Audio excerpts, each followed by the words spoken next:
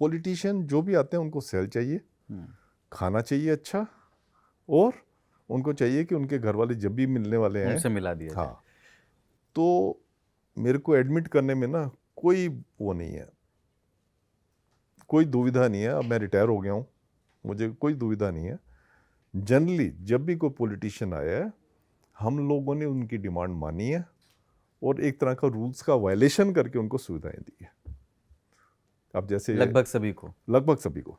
अब जैसे ये जो 2G स्कैम था, इसमें जो भी मंत्री थे, अब इनको मिलने के लिए कभी फिनेंस मिनिस्टर आ रहा है, इनको मिलने के लिए कभी देश का ये कॉमर्स मिनिस्टर आ रहा है, दूसरे मिनिस्टर आ रहे हैं, तो वो आएंगे तो उनको किसी की जेलर की हिम्मत नहीं पड़ सकती कि वो उनको रोक दे।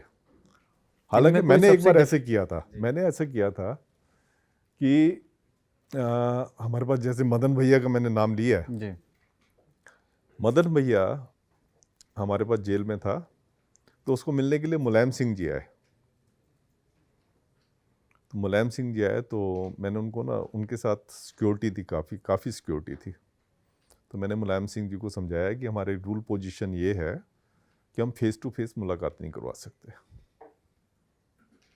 तो मुलायम सिंह जी मान गए, बिल्कुल मान गए, आराम से मान गए। मैंने कहा जी रूल पोजीशन है और साथ में आपके पास सिक्योरिटी वाले लोग हैं, अगर आपको हमने जेल के अंदर कर भी दिया, हमारे क्रिमिनल इतने तेज हैं, आपसे हमारे जो सिक्योरिटी स्टाफ है इनसे तो बहुत आम छीन के और ख़ुद वो कोई एस्केप प्लान जो है बना सकते हैं। तो वो हमारी बात मान गए। तो उनकी मुलाकात जंगले में जैसे आम आदमी की मुलाकात होती है, थोड़ा सा उससे अच्छे तरीके से, कि मतलब और लोग नहीं थे, खाली उन दोनों को करके करवा दिए। तो मदन भैया तभी एकदम बोल पड़े, देखो नेताजी, जब ये आपकी परवाह नहीं कर रहे तो मेरे को कितना टॉर्चर करते होंगे। तो वो समझ गए कि नहीं ये टॉर्चर कोई नहीं है, तो उन्होंने बस जैसे एक अपना उससे हालचाल पूछना था, पूछ के वो चुपचाप चले गए। तो जब पॉलिटिशियन आते हैं, कोई ऐसा पॉलिटिशियन रहा बहुत डिफिकल्ट टू मैनेज रहा हो, बहुत डिमांड बहुत करता हो, मतलब? हाँ, मेरे को याद आ रहा है एक पॉलिटिशियन थे नरसिम्हा राव के टाइम पे,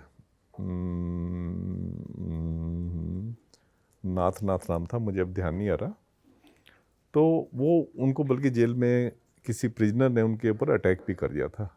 क्या नाम था उनका, मिनिस्टर थे वो, और जेल से इलेक्शन भी जीते थे। अच्छा, तब तो ये भी होता था। हाँ। तो नहीं, खैर ठीक है, हाँ बताइए किस। हाँ, तो वो जेल में थे, तो बार बार नरसिम्हा राव को गाली देनी, थूक फेंकनी, उनकी एक खासियत थी। यूपी से कहीं से इलेक्शन लड़ते थे वो, अभी नाम याद आ जाएगा थोड़ी देर में। तो उनका ये होता था, बहुत डिमांड करते थे वो।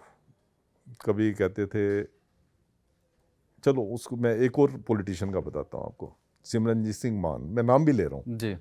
सिमरनजीत सिंह मान मेरे पास थे। अभी तो चुनाव भी जीते हैं वो। हाँ, जो अभी चुनाव भी जीते हैं, तो मैं इनका जेलर था। तो मुझे आके कहने लगे कि मेरी तो खाने की जो है बहुत वैरायटी है जो मैं खाता हूँ, और आपको मैं बताऊँ, ये सिमरनजीत सिंह मान जो हैं, ये पटियाला राजा के खानदाने से जुड़े हुए हैं। जी। इस टाइम मैं सब चीज़ बोल दूंगा। तो मेरे को उस टाइम पे जो एलजी थे यहाँ पे, रोमेश चंद्रा क्या एलजी थे जी। वो भी पटियाला खानदान से थे। तो उन्होंने कहा कि इनको जो भी इनकी जो रीजनेबल बातें आप सब मान लेना। तो मैंने ठीक है, तो इनको मैं लेके गया, तो कहने लगे एक तो मेरे लिए बेकरी का सामान मैं फ्रेश खाता हूँ, और यहीं पे जेल में आप मेरे लिए अलग से बेकरी बनाओ।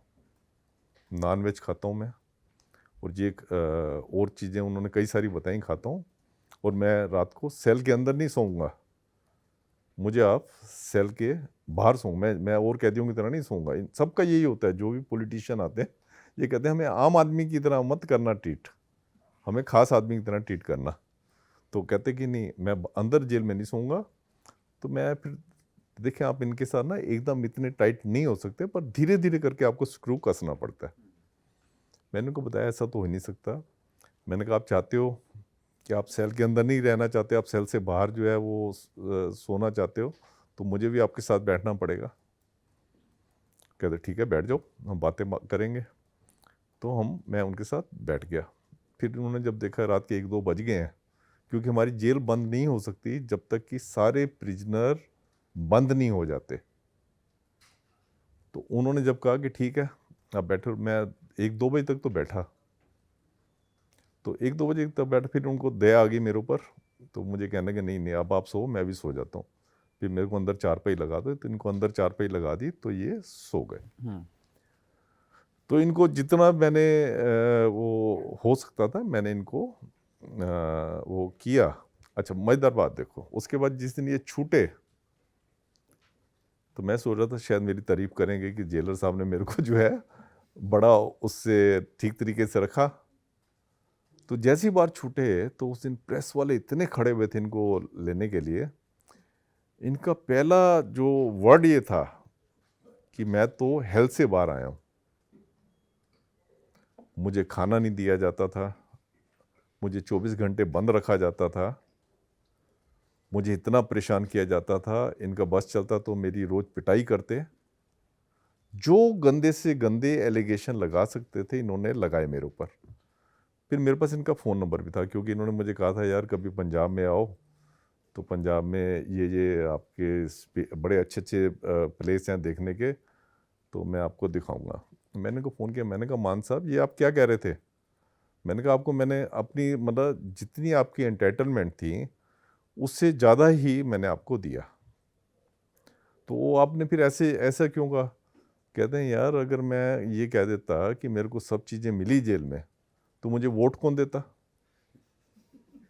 उसका फायदा मतलब खैर उसकी हाँ, काफी पुरानी उसका बात हो हाँ, गई, अब तो हाँ, सांसद हो गए हैं। अब तो सांसद हो गए हैं। तो मतलब जितने पॉलिटिशियन आते हैं ये लोग ये सोच के आते हैं जेल में कि जो भी स्टाफ है तो सारे हमारे नौकर हैं और जो हम इनको कहेंगे ये हमारी बात माने, अगर आप उनकी बात नहीं मानोगे आपके खिलाफ कंप्लेंट करेंगे।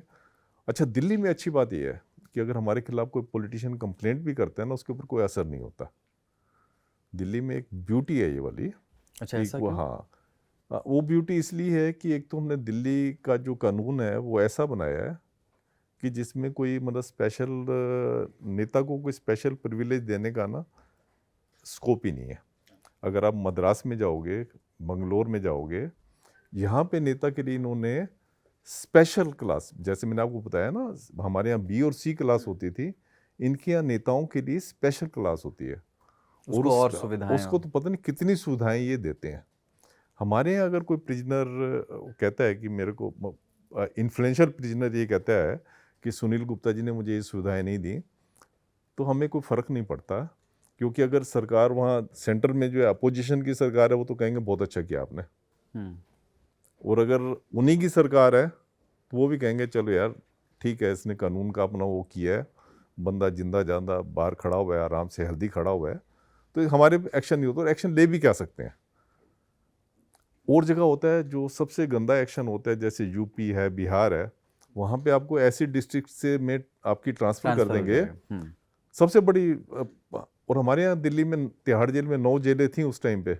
आप एक जेल नहीं तो दूसरी जेल में कर दोगे, दूसरी में नहीं तो तीसरी कर दोगे, आप शहीद भी बन जाओगे और आपका दबदबा भी बन जाएगा और आपके लिए अच्छा होता था। इसलिए हमें ज़्यादा यहाँ पॉलिटिकल इंटरफेरेंस कभी रहा नहीं।